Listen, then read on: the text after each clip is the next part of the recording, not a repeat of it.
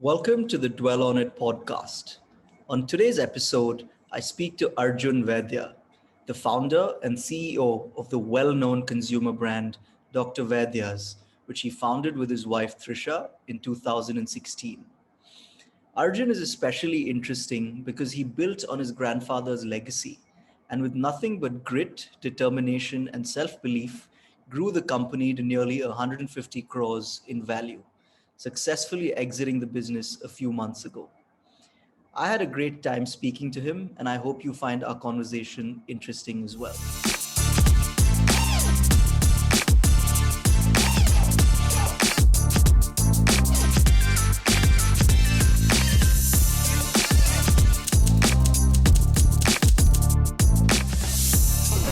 Hi, Arjun. Firstly, thank you so much for joining. Really appreciate it. You're very well known as somebody who's easily approachable, founder friendly, and uh, great segue, right? We met on Founders for Founders, which is a great way to kind of pay it back in a way. So I really appreciate you giving back to the startup community, so to speak. So Yeah, welcome. no, thanks for having me. And I think that's something that's sort of very close to my heart because honestly, I was fortunate to have some great mentors and people who guided me in the right direction when I was starting. And I know I've had um, a journey and 4.5 years of experience. So while that's not a lot, it can still add some value to some people. And that's what Yeah, no, excites of me. course, that's kind of the point of this, right? So it is to widen the audience and just give some. I'm sure someone sitting there will certainly take away something, right? And even if they don't, it's just hopefully a very interesting conversation to be a part of. But yeah, just to hit the ground running, people such as yourself who come from legacy businesses, in many cases, or let's say legacy or families with significant legacy, right?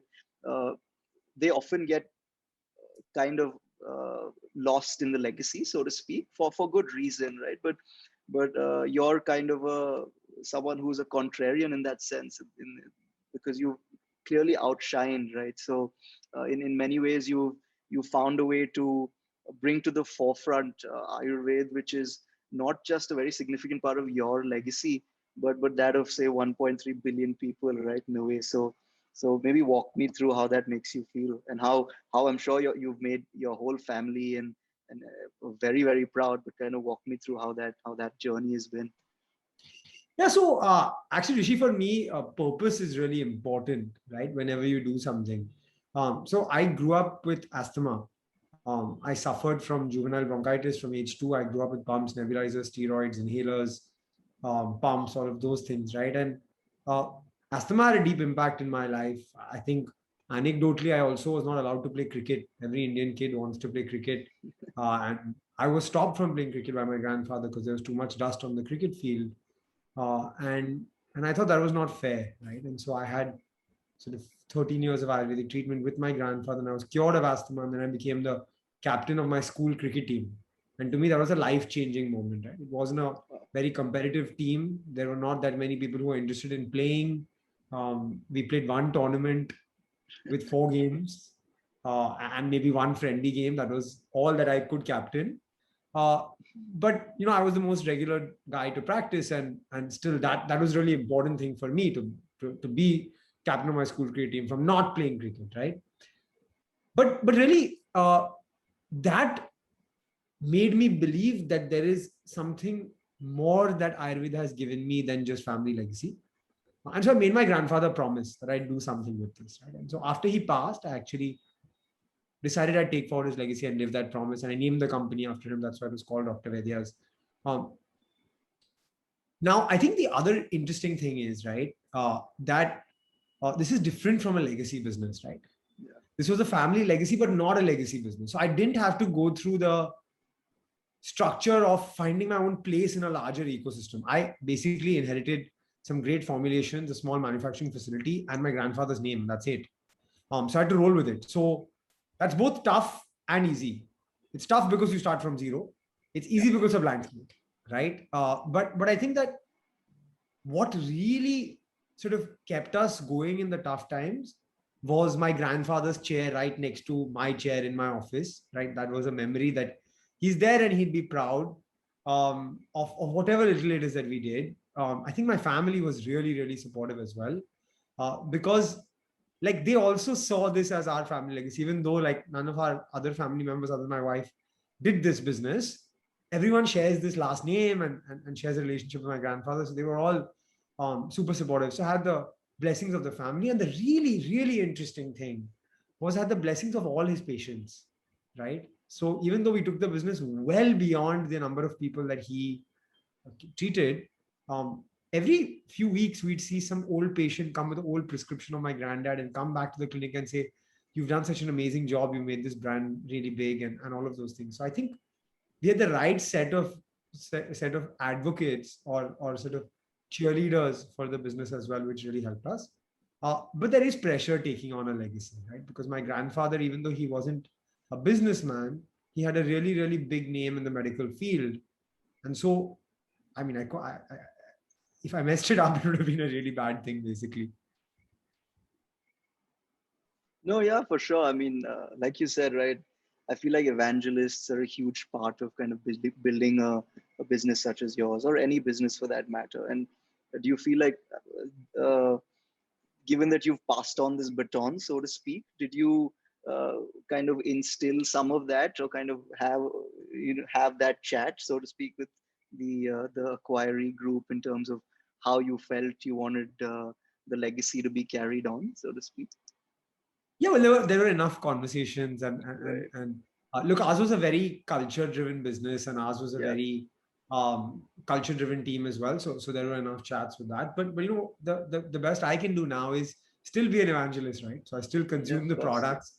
I still post about the company all the time. I Yeah. know they did a promotion with Surya Kumar Yadav, who's a Mumbai Indians player. I'm a huge Mumbai Yeah. Indians fan, so I was super excited to see that. It's cool Right. to see something that you've nurtured do all of these things as well. It's a weird feeling, I'll be honest, but it's nice.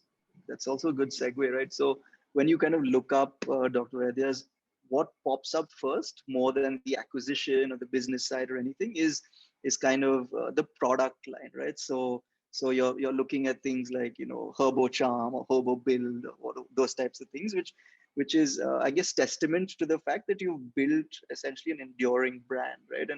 And that speaks for itself. That's your legacy, so to speak. So how does that kind of make you feel? It feels amazing, to be honest. And you know the cool part, right? A few names of products I created, but Okay. Herbo Charm, Herbo Fit, Live Ayu, all of these were my grandfather's names. So Herbo Fit he trademarked in like the late 80s, right? Wow. So it's so nice to see those brands that he had envisioned and thought of really still sort of stand the testament of time. And it's a really cool thing to think that like I grew up having this Chavanprash toffee, which I now call Chakash. My dada used to call it Herbo Tough. But I grew up having this product, and now to see it being sort of a household name, people consuming it, all of those things was something my grandfather dreamed of, but he never was able to do. So in that Yeah. sense, yeah, it feels nice. I remember the coolest thing that happened to me. We didn't realize that we had become a brand. We always thought we were like a small Mom e-commerce and player pop type trying of. to, yeah. So I used to wear the Dr. Vaidya's t-shirt every time I traveled, right? So at the airport, I'd wear the t-shirt because just like that was my thing, right? So I remember I was flying to Bangalore actually, and the guy sitting next to me on the plane, and my wife Trisha was flying with me.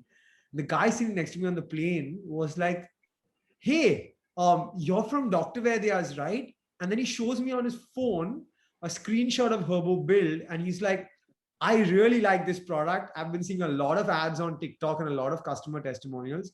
I run a chemist shop in Hampi. um, I want to stock this product.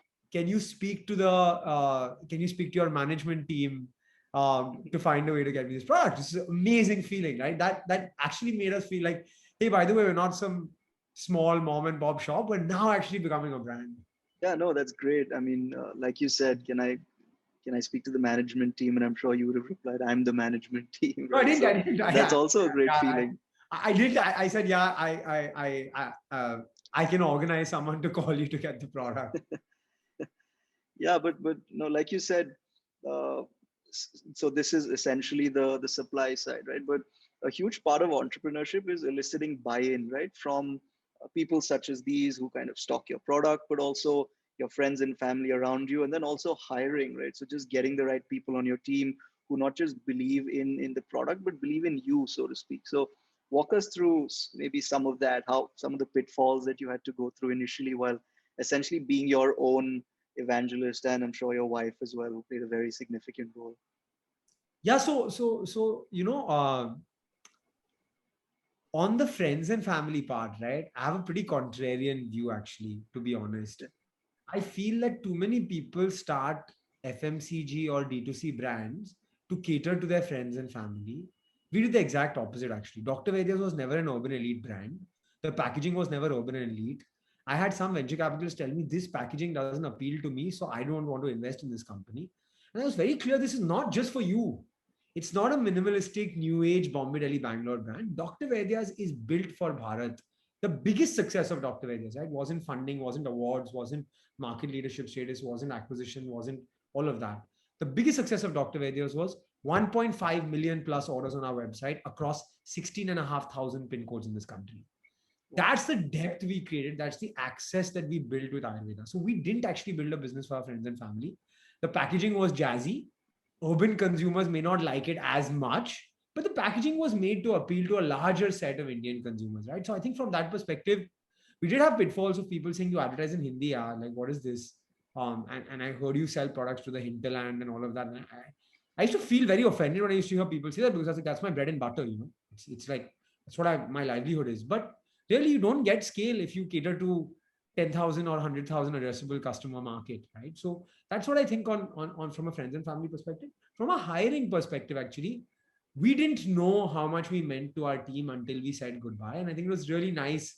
Very few entrepreneurs get to see the legacy they've left behind, because you're still doing it for a very long time, right? But we had that moment, like the last day at work for us was December 27th. The last day I went to the office.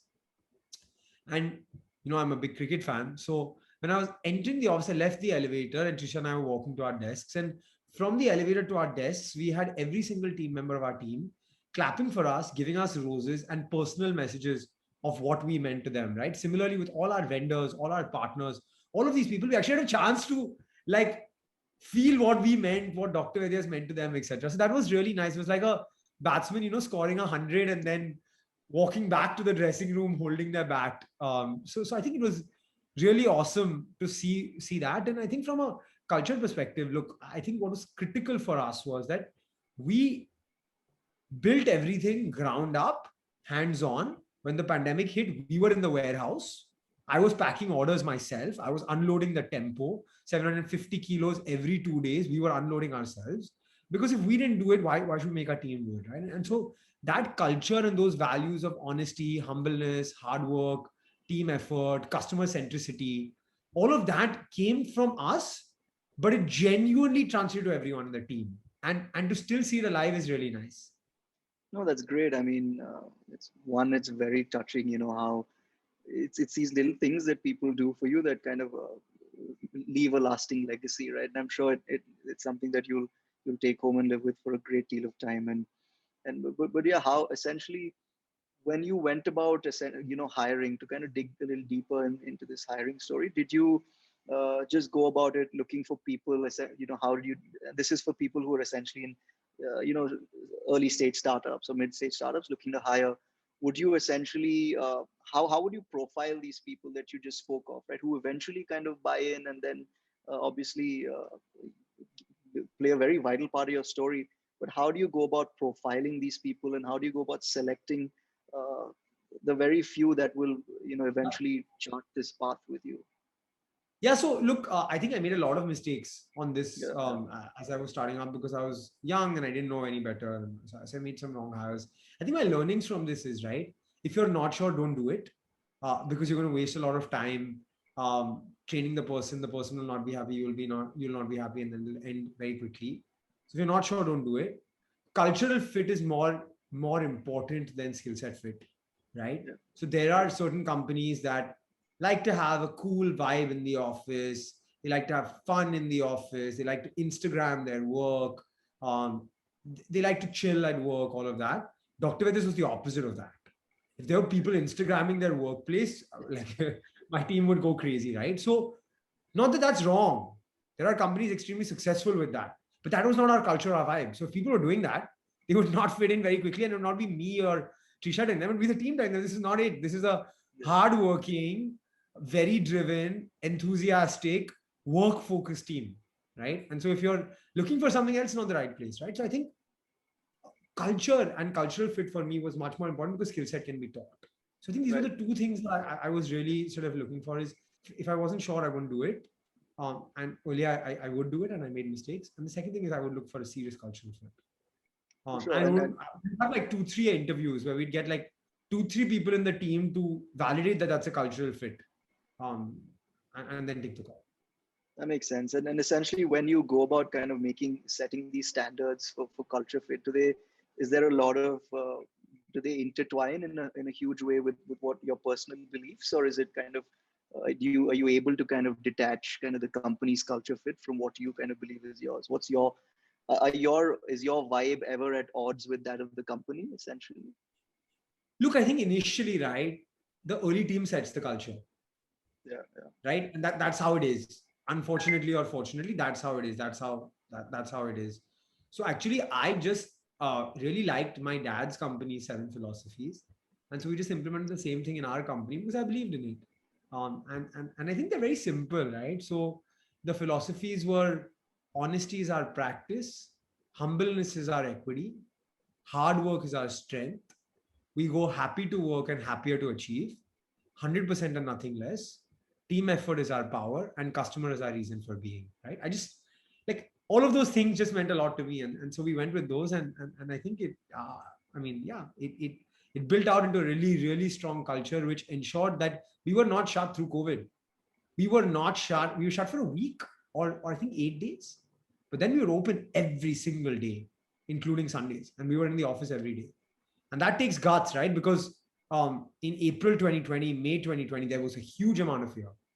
But everyone, not everyone, but people came in to fulfill orders because it was our responsibility to fulfill orders for customers. It's medicine, right? Yeah, for sure. That's great. So culture speaks volumes, right? And you can't really fake culture. So the fact that it's intertwined with your belief systems is very telling. But to kind of dig in a little bit more on the startup story, I mean, everyone kind of knows the stats, right? About 90% of the startups fail, 10% kind of fail within the first year. And this isn't true specifically for a D2C or a real estate or any other startup specifically. It's true across all industries.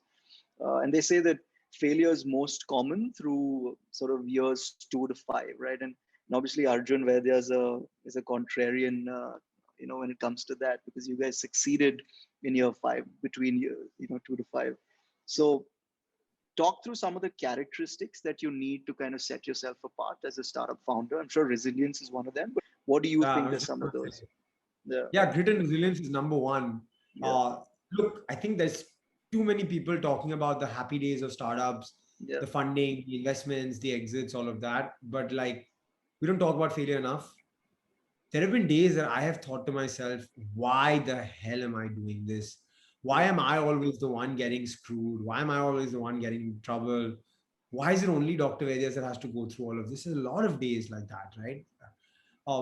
And I think that it's not easy. I mean, for anyone who thinks that like when the brand becomes a big brand, life is easy. No, the scale of problems increase then, right? And so I think grit and resilience is one critical thing. The second thing is like being okay with failure. Happens all the time. All the time you fail, right? So being okay with failure is number 2. Number 3 is being ambitious and optimistic, but not stupidly ambitious or stupidly optimistic, right? If things are going really wrong, you gotta be the one to accept it. But otherwise, you gotta be the optimistic person in the room. I think these were the things that sort of helped me. Like we would celebrate 100 orders a day on our website, but I would be talking about 200. When we celebrate 200, I'd celebrate it, but I'd be talking about 400. My team used to keep saying, "So you're never happy." I'm like, if I'll be happy, then we'll all not be happy because this company will never grow. Yeah, no, for sure. I feel like you rightly pointed out, right? Grit and resilience. I guess optimism, being an eternal optimist, but not being detached from reality. I guess that's the huge part Absolutely. of entrepreneurship, right? So, It's a fine line, I'll tell you. Honestly, it's a fine yeah, line. yeah, that's true. I guess they say entrepreneurs are dreamers, and they have to Yeah. continue to dream, right, to succeed. But like you said, everyone loves like a story of grit and comeuppance, so to speak. So do you have specific kind of instances where you've been at a crossroads and it's been some deep sort of deep dark situation or hole that you're in, and how you've kind of had to Look, deal the with it? first 2.5 years of Dr. Vaidya's was very tough going. It was like really, really tough going. I left a private equity job. I'm a Ivy League educated person. My wife was at Goldman Sachs in the UK and then came and worked with the early team at Nika. And we're sitting here saying our website, 1 year into the business or 1.5 years into the business, is still doing one order every 3 days. That's scary, right? Yeah. And then sort of until 2.5 years, 2.5 years later, we had 50 orders a day. To us, that was huge. But until then, it was like, what are we doing with our time? We're here working really hard and not seeing any results, right? It's just not happening. And you got to keep going and keep going and keep pushing and we tried everything until we found product market fit. Stuff going, but eventually when we hit product market fit, from there we just said, okay, we're going to hyperscale this now because this makes sense as a business. No, that's great. Like you said, I feel like that inertia lasts, but it's what makes up that flywheel of growth, right? which Yeah. which eventually turns to that 50 orders per day or whatever that number is, growing exponentially. But before that, like you mentioned, how does there's a lot of pitfalls, like you said, especially when you're working with your better half. Sometimes that ends up becoming your bitter half, right? So how does that ever take a toll on your relationship, if I may? I'm just curious. No, so I think we got really lucky. Yeah. So there's only two ways that a partner, whether it's a husband, wife, or partners or significant others, whatever it may be, can either go really well or really badly. There's no middle ground there, right? For us, fortunately, it went really well, and now it's pretty odd to think that maybe our next stint of our careers won't be together. Uh, but I think it went really well for us because of three things, right? One is total honesty with each other, right? Like complete, like if you think the other person messed up, like just go and tell them they messed up, right? And if you think you messed up, do that. Complete honesty, clear demarcation of responsibilities, right? So if it was anything on the back end of our business, I didn't even look at it. And I'm saying that like stuff that conventionally you would think would be a male part of the business, right? Which is finance, ops, logistics, all of those unsexy things. My wife did all of it and I didn't interfere at all, right? So sort of clear demarcation of responsibilities and then incentives being completely aligned, right? So both of us really wanted to make it big. Both of us really wanted to put 12 hours a day into work. It was not like I wanted to put 6 hours and Trisha wanted to put 12 or vice versa. Both of us were there and sort of doing it as much as we want to do it. And there was no one coming anything, hey, you're stuck at the office till 9. I have to stay with you here. No, not at all. No, that's a huge part of it, right? I guess being aligned with your incentives essentially takes a, and when that doesn't happen, it takes a huge toll. And Was that's there why ever that's why my wife was yeah, the perfect co-founder, right? Because there was a lot of yeah. IP in this business, which my family owned. If I got a co-founder, how would I allocate that? Oh, you get 10% of the business because the IP is all mine, but then like we're putting in the same amount of work, like it doesn't make sense. Yeah, that's so true. But was there ever one particular moment that you can recall when the two of you kind of sat down together and said, "Hey, this is worth taking that plunge"? Like you said, whatever this the schools that you went to, the kind of uh, businesses or the companies that you worked at, that kind of taking that leap of faith is huge. So, you remember? Can you recall an instance where that kind of clicked? Well, I can recall many instances where we sat in my room at the office at like 8:39 at night, and we were like, "What are we doing with our lives? Why is this not growing exponentially?" But I think when things started moving, like end 2018, early 2019 on, we didn't even have time to think. To be honest, it was just more and more and more and more and more. And that was an amazing feeling. I think 2019, 2020 was amazing, especially Right. 2019. We saw it just take off. June to December 2019 was just the most fun. The Nice. most fun because we were growing from a small business to a medium sized business. When you grow to a medium to large size business, then you have larger problems, you have big teams, you have all of that. But like with a small team growing exponentially, looking at the numbers every day, being like, oh my God, how is this happening? That was great fun. Can you talk to that a little bit? Like what about, It right? was What so much fun specifically? to cut a cake for 50 orders, 100 orders, 200 orders, 300 orders, 400, 500, 600, 700, 800, and 1000, all within a span of 3 months. Wow. Like we went from like 200 or 1000 orders within 3 months. It was amazing. And these are numbers we dreamed of, right? To just see it happen was really cool. Then No, once that's you reach excellent. 1,000, you know it's going to grow, right? Yeah, yeah, At yeah. some point, you first like, can this business even grow? So when that starts happening, it's super fun. To have Yeah, like for sure. members of the team saying, oh my God, how did we just close this month at that number, right? That's really cool.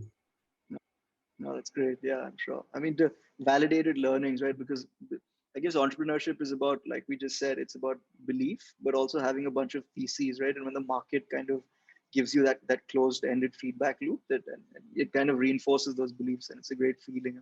Yeah, I remember once someone from our accounts team actually said, hey, do you know that we've done all of last year in the first 2 months of this year? And I was like, oh, wow, that's pretty cool. Nice. But yeah, that kind of brings me to the next question, right? Which we've kind of spoken about as well.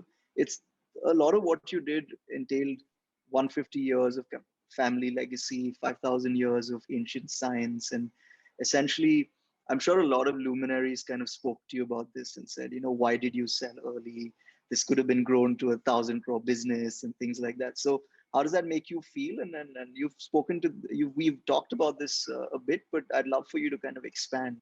Yeah, I think, look, I think I've been asked this question like hundreds of times now since we I'm sorry in uh, advance. but I think it's an important question, right? Because Yeah. I think it's an important thing for founders to think of across the board. My sort of simple answer to that is a very personal decision. Nobody has the right answer. You got to do what's right for you. Philosophically, ask yourself where you see yourself. Trisha and I asked ourselves that question. Um, we also respect and exit a lot because both of us have worked in the investing side. And so we know how rare it is in the Indian ecosystem as well. Um, so to be honest, we're not people who like to buy at the bottom and sell at the top. Yeah. Where we thought what we got was fair value for the effort that we put in to build the business. It was super fair, according to us, right? And what's fair is again completely subjective. And we said we had other things we wanted to do in our lives. So we did what we had to in 4.5 years at our age. What we got was much more than we need for the rest of our lives as well. So it's fair time to say goodbye and do other things. To say the least, right? I mean, those stratospheric returns, and I guess ROCE wise, you guys have done extremely well for yourselves, to say the least. And like you said, it's a personal decision, so that's great. But to kind of jump off of what you just said, go ahead. And there are people who told us as well, right? It's too early. There's so many legs left in the business. What a great brand. And I was like, amazing. We've left a great brand to great people who will make it even greater. And that's great. Yeah, no, I feel like the failure of every kind of mid-sized business could be overvaluing your opportunity cost, right? So if you're always thinking about what could have been, you kind of lose sight of what you have. So I mean, kudos, you guys have I done a think my great dad job. told me one really important thing, right? He said, you've taken this decision. The day you leave, that's the end. Then whether Yeah, it becomes a unicorn or it doesn't, you've left. So yeah. now it's not yours any longer. You can be a silent cheerleader on the side saying, hey, I started this. I planted this seed and then it became a really big tree. But I was only there till it became a plant. No, and of course, I mean your grandfather's name as well as yours and your family legacy kind of is a very imperative part of that story. So yeah, it's not going anywhere. But yeah, regardless, like you said, just to jump off of what you said, right? What you guys want to do next? I'm sure you've been asked this a lot as well. So what do you have? What do the Vaidyas have on their cards next? Yeah, so we thought about pretty deeply about this. And right now, we don't know yet. I think for us, we're active angels now. So we've invested in 14 businesses where we work with founders and help them and those kind of things. We also mentor 7 D2C brands. That's been fun. We teach a course on building a D2C brand in India. So we're giving back to the community a lot. I think for both of us, we want to stay involved in this ecosystem. We're obsessed with D2C. I keep saying it. I keep talking about it. I love it. Yeah, we'll we'll decide over the next month or two. I don't want to say too much, but over the next month or two, both of us will decide. No, that's great. I guess a month or two is extremely short, right? You guys have earned your keep. I'm sure you'll be happy to linger for another couple of months, a year at least, before you kind of take the leap. But go ahead. Go Yeah, ahead. I don't think a year. I think we thought it would be a year, but I think we're reaching already. So we're both sort of assessing different opportunities. One thing is clear: it's probably not going to be together anymore. Oh, is that right? But Is there a reason yeah, why? no reason at all. No reason. Oh, that's nice. I mean, it's good to kind of succeed together and then find your legs in a way, find your feet. We'll see how it And is to then not those work together now. those paths should cross eventually, right? Yeah. Fun. No, but yeah, it's great that you're kind of mentoring startups and you're actively kind of investing in D2C brands, right? Given that you've essentially been a part of a very huge kind of takeover in that space. But are you kind of agnostic to the type of brand, or is it very specific? Do you have kind of mandates, or? Yeah, no, totally agnostic to what the brand is. We invest in D2C or consumer brands, consumer internet, and enablers to e-commerce spaces we understand. But yeah, we're not saying we're only going to invest in this kind of business or that kind of business. We have a pretty wide portfolio. And yeah, I just love, like I my first job was in private equity, and I remember the first week of work we were questioning whether India would buy clothes online. That was the question that we were sort of thinking about. I think from there, we've come a long way. And so it's so nice to see that the word D2C exists in India, right? Because 2017, 2018, this word did not exist. This phrase did not exist. It was something that people talked about in the West. But to see it proliferate and grow and become such an important part of the startup ecosystem in India is amazing for me.